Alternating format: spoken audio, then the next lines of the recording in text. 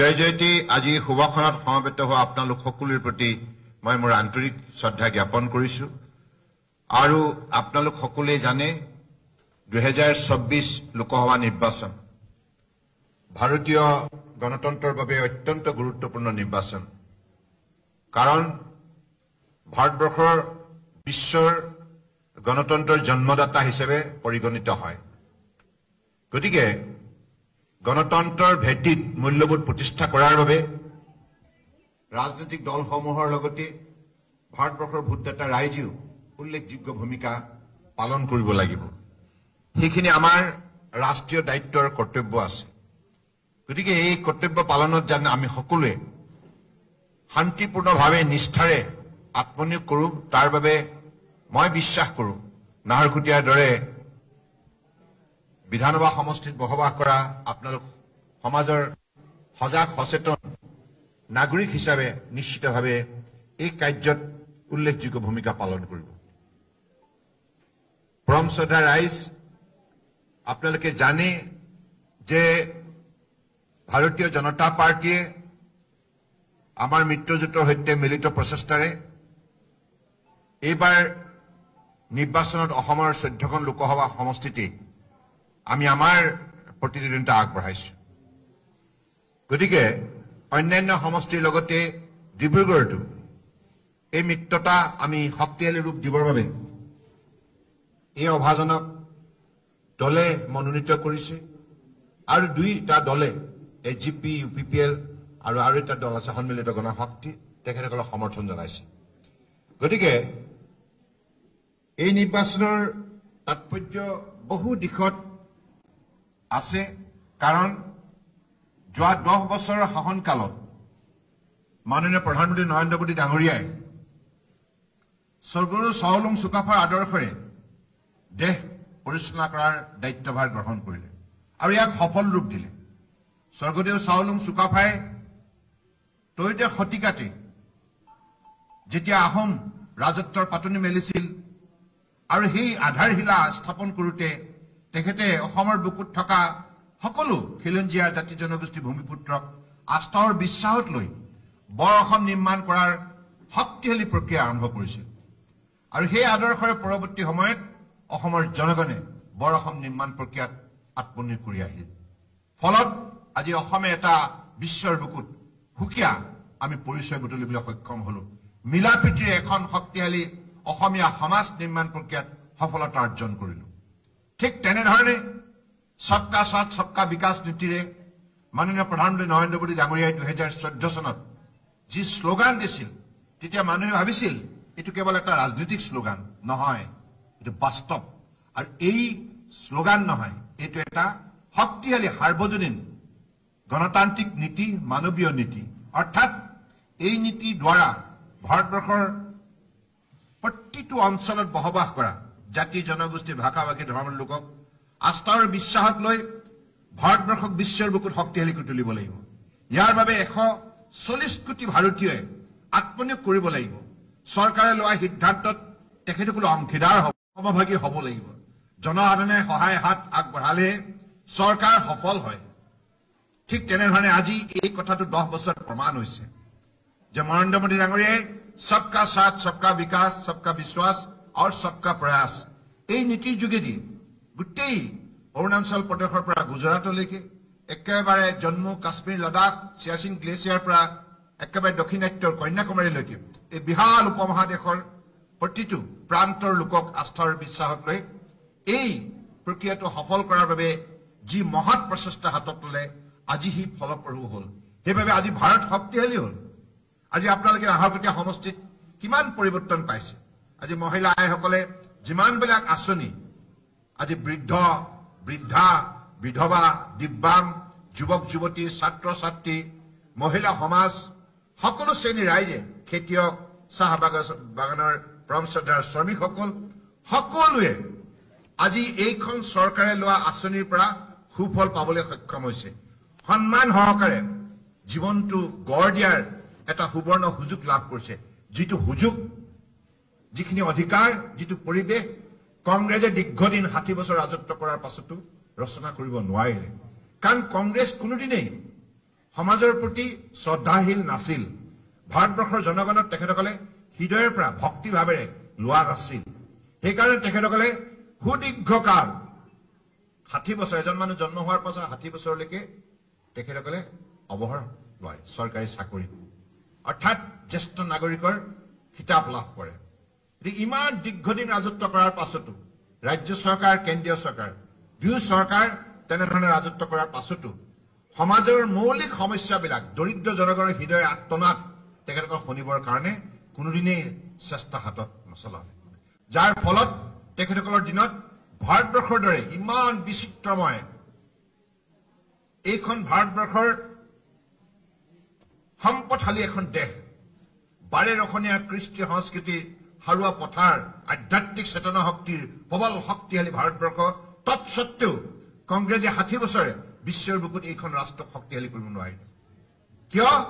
তেখেতসকলে জনসাধাৰণক কোনো ৰাজ্যৰ কোনো অঞ্চলৰ জনসাধাৰণক তেখেতসকলে শ্ৰদ্ধা নজনালে আৰু শ্ৰদ্ধাশীল হোৱা হলে জনসাধাৰণৰ স্বাৰ্থত আঁচনি ললে হয় আঁচনি ৰূপায়ণ কৰি জনসাধাৰণক সকলোকে সমান্তৰালভাৱে শক্তিশালী কৰিব পাৰিলে হয় যিটো কাম কংগ্ৰেছে নোৱাৰিলে মোদী ডাঙৰীয়াই 10 বছৰ সেই কাম কৰি দেখুৱাইছে আজি অসমৰ কথা আপোনালোকে ভাবকচোন এটা বিৰোধীয়ে যিবিলাক কথা কৈছে কংগ্ৰেছ সমৰ্থিত বিৰোধী দলবিলাক আজি কংগ্ৰেছৰ শাসনকালৰ কলা অধ্যায় কলা ইতিহাস যদি ব্যাখ্যা কৰে আপোনাৰ কেইবা ঘণ্টাও লাগিব কাৰণ তেখেতসকলৰ কোনো এটা কাৰ্যকাল দুৰ্নীতিমুক্ত নাছিল পণ্ডিত নেহৰুৰ দিনৰ পৰা আৰম্ভ কৰি শেষৰজন প্ৰধানমন্ত্ৰীলৈকে ডক্টৰ মনমোহন সিংলৈকে তেখেতসকলে প্ৰতিটো কাৰ্যকালতে ব্যাগম দুৰ্নীতি কৰিছিল ৰাজহ ভঁৰালৰ ধন আত্মসাৎ কৰিছিল নানা কেলেংকাৰীত জড়িত হৈ গোটেই শাসন ব্যৱস্থাটো কালিমা সানিছিল দুৰ্বল কৰি তুলিছিল গতিকে শাসন ব্যৱস্থাটো শাসন যন্ত্ৰটো জনসাধাৰণৰ স্বাৰ্থত আত্মনিয়োগ কৰাৰ শক্তি হেৰাই পেলাইছিল আৰু তেখেতসকলৰ বৈষম্য নীতিবিলাকে এজনক প্ৰাধান্য দি আন এজনক দুৰ্বল কৰাৰ আৰু সমাজৰ বিভিন্ন জাতি গোষ্ঠীৰ মাজত ঘৃণনীয় বিভাজন নীতি তেখেতসকলে প্ৰয়োগ কৰি সমাজখন দুৰ্বল কৰি পেলাইছে আৰু তেখেতসকলৰ দিনতে ভাৰতবৰ্ষৰ ভিতৰত অসমক এনে এটা অঞ্চল হিচাপে পৰিগণিত কৰিব বিচাৰিছিল বা গঢ় দিব বিচাৰিছিল যাৰ ফলত অসমীয়া মানুহে কোনোদিনেই মূৰ দাঙিব নোৱাৰে সেই ষড়যন্ত্ৰবিলাক অসমীয়া মানুহৰ মনত এতিয়াও জল পটপটকে আছে 62 চনত যেতিয়া চীন দেশে অসমৰ প্ৰান্তৰ পৰা এইটো অঞ্চলৰ যোগেদি ভাৰতবৰ্ষ আক্ৰমণ কৰিলে সেই সময়ত অসমৰ ৰাইজে চিঞৰি ক'লে পণ্ডিত নেহৰু প্ৰধানমন্ত্ৰী আছে আমাক ৰক্ষা কৰা বিদেশী আক্ৰমণৰ পৰা আমাক ৰক্ষা কৰা কোটা সেই সময়ত তেখেতে my heart goes to the people of Assam এই পুৰণি অসম উত্তৰ পূৰ্বাঞ্চলক ক'লে বাই মই তোমালোকক চীন দেশৰ আক্ৰমণৰ পৰা ৰক্ষা কৰিব নোৱাৰো তেনেধৰণে সেই বিপদৰ সময়ত এইখন ৰাজ্যৰ জনতাক বিপদৰ মাজলৈ ঠেলি দিছিল সেই হৈছে কংগ্ৰেছৰ চৰিত্ৰ এই কংগ্ৰেছৰ লগত আজি হাত মিলোৱা মানুহবিলাক কেনে মানসিকতাৰ মানুহ ইমানখিনি অন্যায় কৰাৰ পাছতো জাতিটোক অসমীয়া জাতিক ভাঙি চিঙি থানবান কৰাৰ যিটো ষড়যন্ত্ৰ তেখেতসকলে ৰচনা কৰি পেলাই নানা ধৰণৰ বিপদলৈ ঠেলি দিছিল সেই দলৰ লগত আজি মিত্ৰতা স্থাপন কৰা লোকসকলৰ মানসিকতা কেনে হ'ব অসমক তেখেতসকলে ভাল পায় নে বেয়া পায় আৰু এই কংগ্ৰেছ দলটোৱে 83 কেনেধৰণে আইননীতি আইনখন জাপি দিছিল ভয়ংকৰ আইন আছিল এইখন আইন কেৱল ভাৰতবৰ্ষৰ ইমানবিলাক ৰাজ্য আছে 29খন ৰাজ্য 7খন কেন্দ্ৰীয় শাসিত অঞ্চল তাৰ ভিতৰত কিন্তু এখন ৰাজ্যতেই এইখন আইন জাপি দিছিল এইখন আইনৰ নাম হৈছে আইননীতি এক্ট 1983 এইখন আইন আজি যদি থকা হলে কোনোদিনেই অসমৰ বুকুৰ পৰা বিদেশী চিনাক্ত কৰিব নোৱাৰিলে হয় কাৰণ এইখন আইন থকা মানে বিদেশীৰ শক্তিশালী ৰক্ষা কবচ সেইবাবে এই আইনৰ বিৰুদ্ধে যুদ্ধ হল অসমৰ জাতীয় সংগঠনৰ সহযোগত এই অভাজনৰ ৰাইজৰ আশীৰ্বাদ লৈ এই আইনৰ বিৰুদ্ধে যুদ্ধ কৰিলে আইনৰ যুদ্ধত আমি সফল হলো অসমীয়া জাতি সফল হল আৰু সেইখন আইন উফৰাই দিবলৈ আমি আজি সফল হল গতিকে সেই কংগ্ৰেছ দলটোৰ সৈতে যদি কোনোবাই মিত্ৰালি স্থাপন কৰে পৰম শ্ৰদ্ধা ৰাইজ আপোনালোকে বিষয়টো যুক্তি সহকাৰে বিবেচনা কৰিব মনত ঘৃণা কপট ভাৱ লৈ পেলাই সমাজ গঠন নহয় হৃদয়ত আন্তৰিকতা সদ্ভাৱনা লৈ সমাজ নিৰ্মাণ কৰিবলৈ। গতিকে সেইবাবে ভাৰতীয় জনতা পাৰ্টীয়ে আজি আমাৰ মিত্ৰ দলৰ সৈতে মিত্ৰতা স্থাপন কৰি আজি আমি অসমৰ স্বাভিমান ৰক্ষা কৰাৰ যাত্ৰাত সফলতাৰে আত্মনিয়োগ কৰিছো। আজি এখন গণ পৰিষদ দল অসম আন্দোলনৰ পাছত উৎপত্তি হোৱা এইটো ৰাজনৈতিক এটা চিন্তাধাৰা, আঞ্চলিকতাবাদ সুৰক্ষিত কৰাৰ এটা সংকল্প, এই দলটোৱে ভাৰতীয় জনতা পাৰ্টীৰ সৈতে কিয় মিত্ৰতা স্থাপন কৰিছে? এইকাৰণে কৰিছে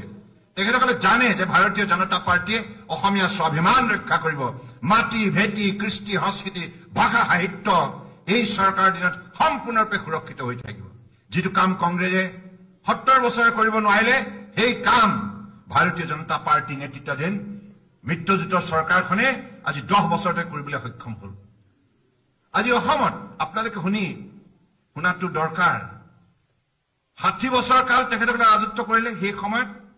অসমত কেৱল 55,000 লোককহে মাটিৰ পট্টা দিব পাৰিছিল কংগ্ৰেছে।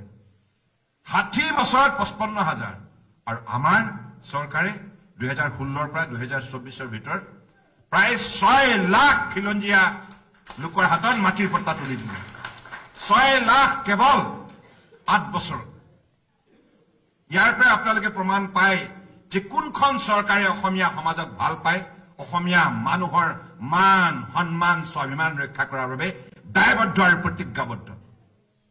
আৰু ইয়াৰ উপৰিও অসমৰ কৃষ্টি সংস্কৃতি কংগ্ৰেছৰ শাসনকালত বিপদাপন্ন হৈছিল। দেশ দেশকে গুৰুজনাৰ জন্মস্থানত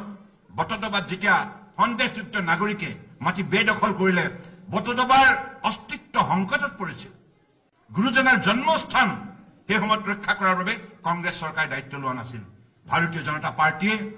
চৰকাৰ গঠন কৰিয়ে অসম গণ পৰিষদ UPPL আৰু আমি সকলোৱে মিলি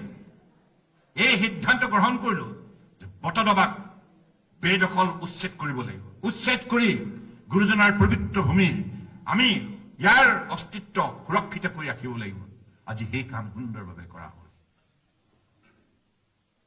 আৰু তেনেধৰণে অসমৰ যিমানবিলাক সত্ৰত বেদখল আছে সকলো বিজেপি চৰকাৰে উচ্ছেদ কৰি পেলাই আমাৰ অসমীয়া জাতিৰ কৃষ্টি সংস্কৃতি উৎপত্তি স্থল হৈছে সত্ৰৰ নামঘৰ। সেই নামঘৰ আৰু সত্ৰৰ আজি পবিত্ৰতা ৰক্ষা কৰা হৈছে। ইয়াৰ উপৰিও মাটি ভেটি কৃষ্টি সংস্কৃতি ভাষা সাহিত্য প্ৰতিটো জনগোষ্ঠীয় ভাষা সুৰক্ষিত কৰাৰ বাবে, ইয়াৰ উন্নয়নৰ বাবে আজি মাননীয় প্ৰধানমন্ত্ৰী নৰেন্দ্ৰ মোদী ডাঙৰীয়াই 2020 চনৰ শিক্ষা নীতিৰ যোগেদি, ৰাষ্ট্ৰীয় শিক্ষা নীতিৰ যোগেদি যি ব্যৱস্থা প্ৰৱৰ্তন কৰিলে, আৰু অসম চৰকাৰে যোৱা 8 বছৰত ভাষা গৌৰৱ আঁচনিৰ নামেৰে বড়ো, ৰাভা, মিচিং, কছাৰী, অসম সাহিত্য সভা যিমান আছে চাওতাল ভাষালৈকে প্ৰতিটো খিলঞ্জীয়া জাতি জনগোষ্ঠীৰ ভাষা সুৰক্ষিত কৰাৰ বাবে ভাষা গৌৰৱ আঁচনিৰ যোগেদি এককালীন আৰ্থিক সাহায্য আগবঢ়াই সম্পূৰ্ণৰূপে চৰকাৰৰ তৰফৰ পৰা আমাৰ স্বাভিমান ৰক্ষা কৰাৰ যাত্ৰাত বিশেষ পদক্ষেপ গ্ৰহণ কৰিলে। ই হৈছে উল্লেখযোগ্য অৱদান। গতিকে সেইবাবে আজি অসম গণ পৰিষদ দল ভাৰতীয় জনতা পাৰ্টীৰ সৈতে আছে। যে ভাৰতীয় জনতা পাৰ্টীৰ চৰকাৰে যদি এইবিলাক কাম নকৰিলে হয়, অসম গণ পৰিষদ দলে কেতিয়াও আমাৰ সৈতে নাথাকে। তেখেতসকলৰ কাম, অসম গণ পৰিষদ দলৰ কামটো হৈছে অসমীয়া জাতিৰ মান সন্মান স্বাভিমান ৰক্ষা কৰা। গতিকে সেইবাবে আজি দুইটা আমি ৰাজনৈতিক দল UPPLৰ সৈতে মিলি, সন্মিলিত গণশক্তিৰ সৈতে মিলি আজি অসমৰ উন্নয়নৰ যাত্ৰাত আমি যেনেধৰণে ইন্ধন যোগাইছো জনসাধাৰণৰ সহযোগত, তাৰ বাবে আজি অসমীয়া সন্তানৰ মনোবল বৃদ্ধি পাইছে। অসমীয়া সন্তানে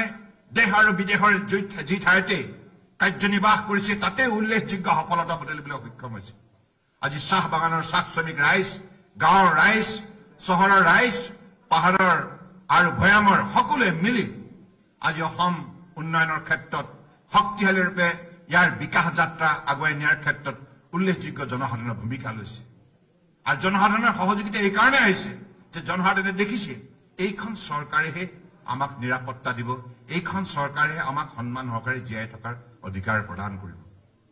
গতিকে আজি দুৰ্নীতিমুক্ত অসম নিৰ্মাণ প্ৰক্ৰিয়া আৰম্ভ হ'ল আৰু সেই যাত্ৰাক সফল ৰূপ দিয়া হ'ল। যোৱা 8 বছৰে আপোনালোকে দেখিছে 2016ৰ পৰা আমাৰ বিজেপি নেতৃত্বাধীন মিত্ৰজোঁট চৰকাৰে দুৰ্নীতিৰ বিৰুদ্ধে আপোচহীন যাত্ৰা আৰম্ভ কৰিছে, যাৰ ফলত আজি গোটেই প্ৰশাসন যন্ত্ৰটো নিকা আৰু স্বচ্ছ হৈছে আৰু জনতাৰ স্বাৰ্থত এই প্ৰশাসন যন্ত্ৰটোৱে আন্তৰিকতাৰে কাম কৰিছে। গতিকে পৰম শ্ৰদ্ধাৰ ৰাইজ আৰু অসম গণ পৰিষদৰ নিষ্ঠাবান কৰ্মকৰ্তাসকল, মই আৰু বেছি দীঘলীয়া নকৰোঁ। নাহৰকটীয়া বিধানসভা সমষ্টিৰ কথা আপোনালোকে জানে। এই সমষ্টিত আমাৰ যিটো ভোটদাতা ৰাইজৰ ওচৰলৈ গৈ ভোট আমি তেখেতসকলৰ পৰা ভিক্ষা মগাৰ বাবে আমি তেখেতসকলৰ শ্ৰীচৰণত মূৰ দুৱাই ভক্তিভাৱেৰে ৰাইজৰ ওচৰত প্ৰাৰ্থনা জনাব লাগিব আৰু ৰাইজক এই কথাখিনি ক'ব লাগিব। কাৰণ বিৰোধীয়ে অনাহকত ভিত্তিহীনভাৱে প্ৰৰোচনামূলক বক্তব্য দি সমাজখনৰ মাজত অস্থিৰতা সৃষ্টি কৰিছে। ৰাজনৈতিক দলৰ কাম হৈছে সমাজত শান্তি প্ৰতিষ্ঠা কৰা, মূল্যবোধ প্ৰতিষ্ঠা কৰা। ৰাজনীতিৰ দলৰ অৰ্থ এইটো নহয় কেৱল ক্ষমতা দখল কৰা। ক্ষমতা দখল কৰি সমাজত শান্তি প্ৰতিষ্ঠা কৰা, সমন্বয় ভাতৃত্ববোধ গঢ় দিয়া। সেইকাৰণে প্ৰতিটো ৰাজনৈতিক দল, ই বিৰোধীয়ে হওক বা শাসক তেওঁলোকে হওক, প্ৰতিটো ৰাজনৈতিক দলৰ এটা নৈতিক দায়িত্ব আছে দেশখনৰ বাবে, সমাজৰ বাবে। আমি গণতন্ত্ৰত মূল্যবোধ প্ৰতিষ্ঠা কৰিব লাগিব। গণতন্ত্ৰৰ প্ৰতিচ্ছবি যাতে কদৰ্য নহয়, তাৰ বাবে আমি সকলোৱে সতৰ্কতাৰে সাৱধানতাৰে আমাৰ আজু ককাই আমাক দিয়া নীতি শিক্ষা, শিষ্টাচাৰ, শালীনতাবোধ ৰক্ষা কৰি কাম কৰিব লাগিব, হয়নে? শ্ৰদ্ধা, ভক্তি, মৰম, চেনেহ আমাৰ সমাজৰ অমূল্য সম্পদ। আই পিতাই, মা দেউতা, ককাই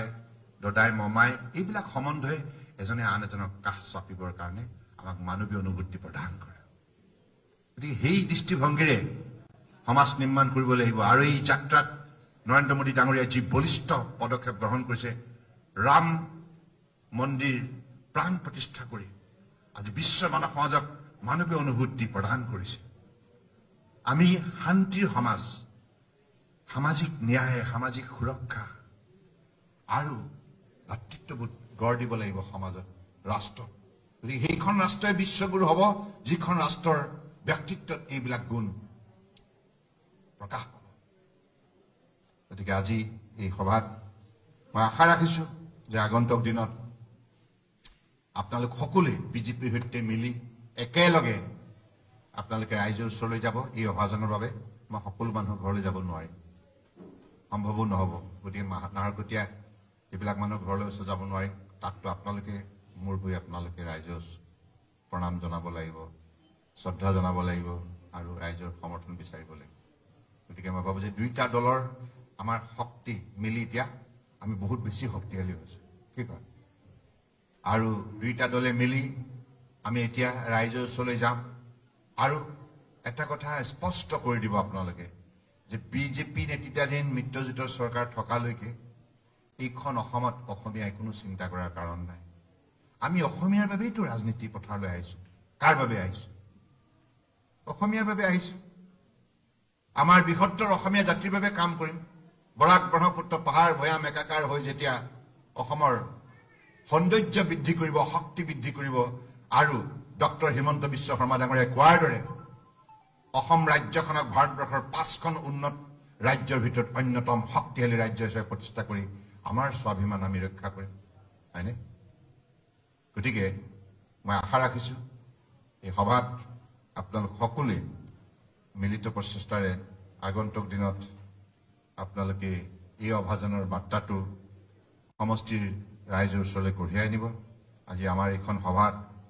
আমাৰ অসীম হাজৰিকা, ৰমেন দত্ত ডাঙৰীয়া আছে আৰু কোন আছে আমাৰ